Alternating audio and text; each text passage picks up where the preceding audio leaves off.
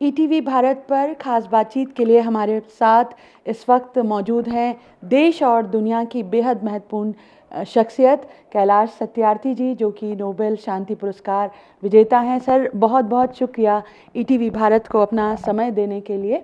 शुरुआत उस सवाल से करना चाहूँगी। यूँ हम सब आपके कामों को जानते हैं, आपको पढ़ते रहे हैं और आपके कामों के ज़रिए आपको जानते रहे हैं, लेकिन आपकी किताब आई है दिया सलाई, और बहुत सारे लोग जो अभी इस किताब तक नहीं पहुंचे हैं, उनके मन में एक सवाल है कि जिसका जीवन एक लौ की तरह रहा हो, उसने अपनी किताब को दिया सलाई नाम क्यों दिया? और दिया सलाई के पीछे दो कारण हैं। एक तो मेरे बचपन में मेरे घर या मोहल्ले में बिजली नहीं होने से हम लोग लालटेन की रोशनी में पढ़ते थे, या रातों में हमारे पास हम लोग वो कांच की शीशियों के ढक्कन में छेद करके उसमें एक कपड़े की बत्ती बना के और थोड़ा सा तेल डालकर केरोसिन का, क्योंकि लालटेन में ज़्यादा तेल लगता था तो अपने हाथ से बना लेते थे।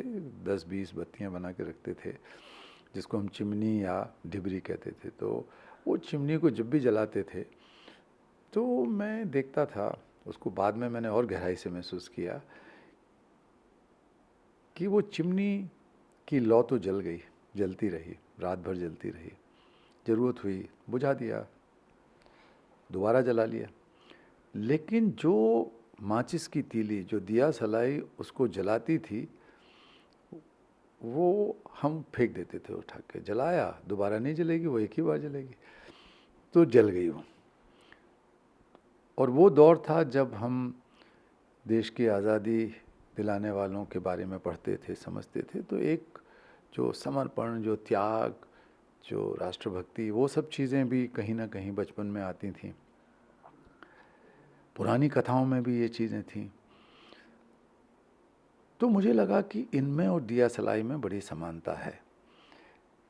ये लोग भी आत्मोत्सर्ग तक जा पहुँचे, और उसके पीछे का जो जज्बा रहा होगा, उसके पीछे जो एक साहस रहा होगा, वो ये नहीं था कि हम आज़ाद करा के देश को और कुर्सियों पर बैठ जाएं और फिर आलीशान ज़िंदगी जिएं। मुझे नहीं लगता कि एक भी व्यक्ति में ऐसा रहा हो। लेकिन वो दिया सलाई ही थे जिनको आज़ादी की रोशनी लानी थी, आज़ादी का उजाला हमारे देश में लाना था। और इसके बाद कुछ लोग उन्हें जाने, कुछ नहीं जाने। ऐसे अनगिनत लोग होंगे जिनको हम जानते भी नहीं हैं आज़ादी के इतिहास में। वो दिया सलाइयों की तरह ही थे। तो जब मैंने बच्चों के मामले में काम शुरू किया तो वो कोई काम ही नहीं मानता था उसको। बच्चों को कोई इंसान ही नहीं मानता था, खासकर गरीब के या उपेक्षित बच्चों को।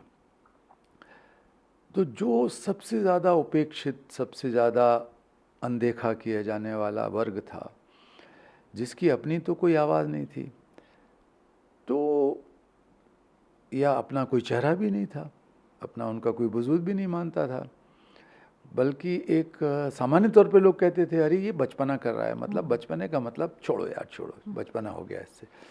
तो ये हालत थी, आज भी है कहीं कहीं हालत।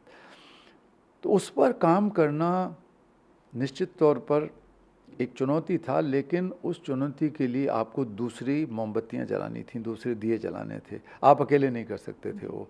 तो या तो आप एक मोमबत्ती बन जाइए और मौज करिए, बताइए जी कैलाश सत्यार्थी जिंदाबाद।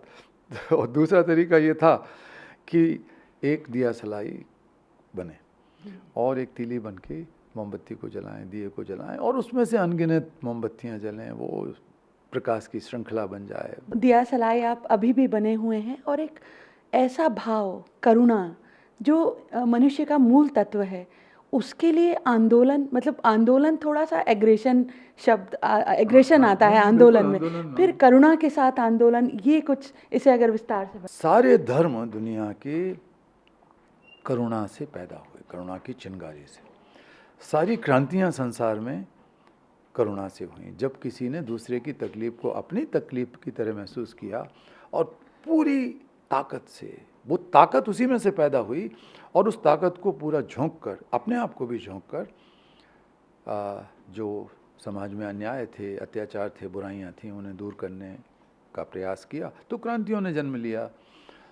लेकिन अब इन सब का क्या हुआ? ये सब मठ बन गए, ये सब संस्थाएं बन गईं और वो ऑक्सीजन ख़त्म हो गई। अब पद हैं और इज्जत है, संसाधन है, उसके पीछे भाग रहे हैं। तो ऑक्सीजन की करुणा या करुणा की ऑक्सीजन, करुणा की ऑक्सीजन हमारे जीवन में ज़रूरी है। इसीलिए मैंने Satyarthi movement for global compassion शुरू किया। करुणा दया से अलग है, सहानुभूति से, संवेदना से, कृपा से, परोपकार से अलग है। ये सब अच्छी अच्छाइयाँ हैं, लेकिन ये समाज में वो परिवर्तन नहीं ला सकती जो परिवर्तन ज़रूरी है। और जो अत्याचार, जो अन्याय, जो विसंगतियाँ और जो असमानताएं सिस्टमिक हैं, जो हमारी व्यवस्थाओं में, जो हमारी कुसंस्कृति में, अपसंस्कृति में जुड़ी हुई हैं, इतनी गहराई से हमारे समाज में जुड़ी हुई हैं। स्त्री पुरुष का भेदभाव है, काले गोरे का भेदभाव है, जाति मज़हब के नाम पर, ये सारी जो चीज़ें हैं वो इतनी गहरी हैं कि आप कौन सी दया भाव दिखा के इसको हल कर सकते हो? वो तो वैसे ही होगा और बुरा हो जाएगा, हो भी रहा है। तो इसलिए ज़रूरी है कि हम करुणा को पुनर्परिभाषित करें और पुनर्जीवित करें, पुनर्स्थापित करें, पुनर्विवेचित करें, दोबारा से उसको लाएं। तो वो बुद्ध से भी अलग होगा थोड़ा सा, गांधी से भी अलग होगा वो थोड़ा सा, क्योंकि उस समय की चुनौतियाँ और उन चुनौतियों के जवाब जिस करुणा की परिभाषा से निकलते थे वो महान था सब कुछ। गांधी जी ने देखिए, अहिंसा है, सत्य है, शांति है, ये चीज़ें तो बड़ी आध्यात्मिक तरह की चीज़ें थी ना, या उपदेश वगैरह की चीज़ें थी। गांधी जी ने उनको जन आंदोलन में बदल दिया। अब कोई सोच सकता है कि अहिंसा जन आंदोलन बन जाएगी? तो मैं बड़ा प्रेरित हुआ इस चीज़ से और मुझे लगा कि करुणा का भी जन आंदोलन बन सकता है, बनाया जाएगा। मेरा जीवन करुणा से प्रेरित था, लेकिन मुझे लगा कि गांधी जी भी महान करुणा के प्रतीक थे। और जहाँ जहाँ जिसने भी समाज में बेहतरी के लिए निस्वार्थ भाव से अपेक्षा रहित होकर और अहंकार रहित होकर काम किया है, वही करुणा के नायक थे। आप भविष्य देख रहे हैं करुणा में, लेकिन जो अभी वर्तमान में हालात हैं, गाज़ा में हम देख रहे हैं, बीते महीने की 1 तारीख को ये होता है कि 173 बच्चे एक रात में मार दिए जाते हैं। जब बड़े दुनिया का बंटवारा कर रहे हैं, तो क्या बच्चों को आवाज़ उठानी चाहिए इस सब के खिलाफ?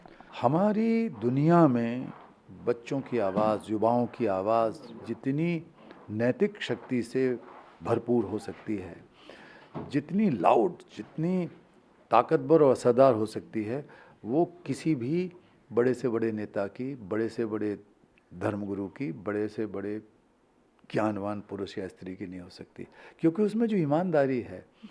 तो मैं कई बार कहता हूँ कि यार, बच्चों को सिखाने के बजाय बच्चों से सीखो। बच्चों से सीखोगे और आपके भीतर का बच्चा आप जिंदा रखोगे तो आप ईमानदार रहोगे, आप सरल रहोगे, आप सहज रहोगे। वो आपको अंदर से नैतिक ताकत देगा, क्योंकि वो तो नैतिक ताकत का समुद्र है बचपना, तो उसको हमें बचा के रखना चाहिए। तो मैं कहता हूँ बच्चों को होना चाहिए, लेकिन वो मुश्किल काम है। हमें उनकी तरफ से बोलना पड़ता है, बोलना चाहिए, हमें उनकी तरफ से करना चाहिए। आवाज़ उठाने से अकेले से काम नहीं चलेगा।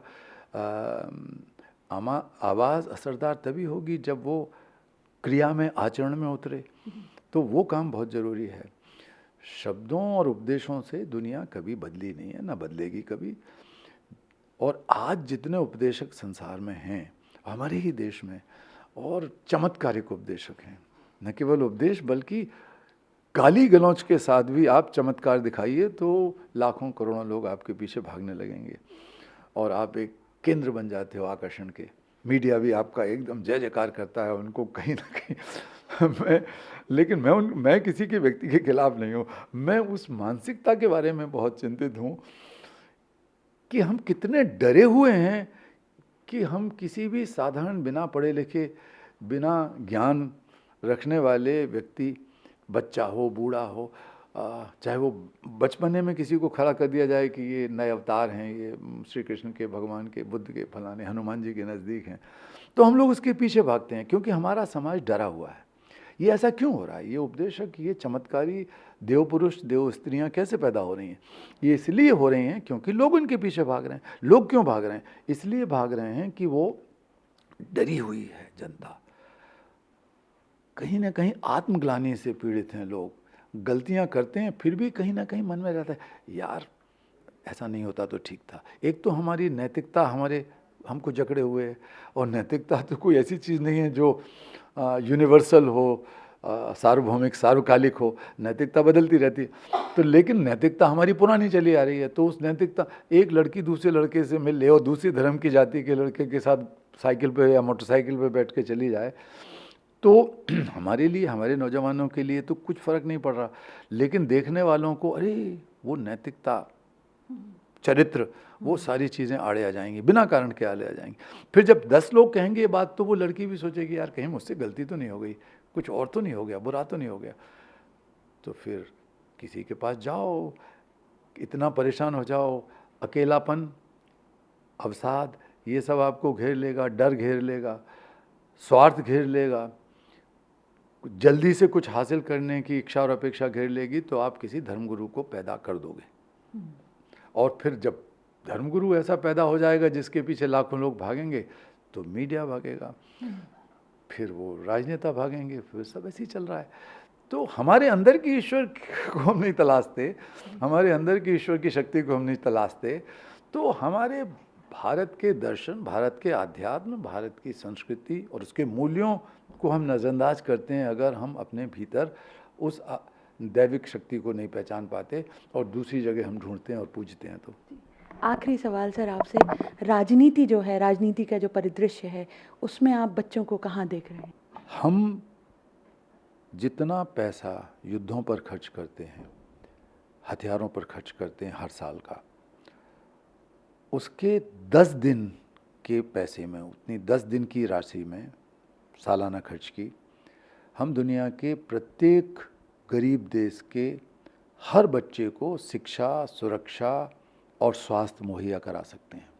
उन सभी महिलाओं को जो गरीब देशों में रहती हैं, वो नवजात शिशुओं के भरण पोषण और उनके स्वास्थ्य, उन महिलाओं के स्वास्थ्य, माँओं के स्वास्थ्य का भी बचाव कर सकते हैं और उनको सुनिश्चित कर सकते हैं, सिर्फ 10 दिन के। तो दुनिया इतनी गरीब नहीं है। गरीबी है हमारे भीतर की करुणा की, जो मैंने कहा ऑक्सीजन की कमी है। गरीबी है हमारी ईमानदारी की, जो करुणा अगर नहीं होगी तो ईमानदारी भी नहीं होगी। एक जो नैतिक जिम्मेवारी और जवाबदेही है समाज में, जो होना चाहिए, हर एक व्यक्ति के अंदर होना चाहिए, बेसिक चीज़ है वो, अगर समाज को आप बचाए रखना चाहते हो तो। नहीं तो भीड़ हो जाएगी। वो तो भीड़ और समाज में यही तो फ़र्क है कि आप कहीं एक दूसरे के हाथ थाम के चलते हैं तो समाज बनता है, एक दूसरे को धक्का मार के आगे बढ़ते हैं तो भीड़ होती है। तो हम भीड़ का हिस्सा बन रहे हैं, तो राजनीति भी वैसी चल रही है। तो अगर ईमानदार है दुनिया की राजनीति और सरकारें, तो फिर ये जो हो रहा है, 47 करोड़ बच्चे युद्धग्रस्त क्षेत्रों में रहते हैं।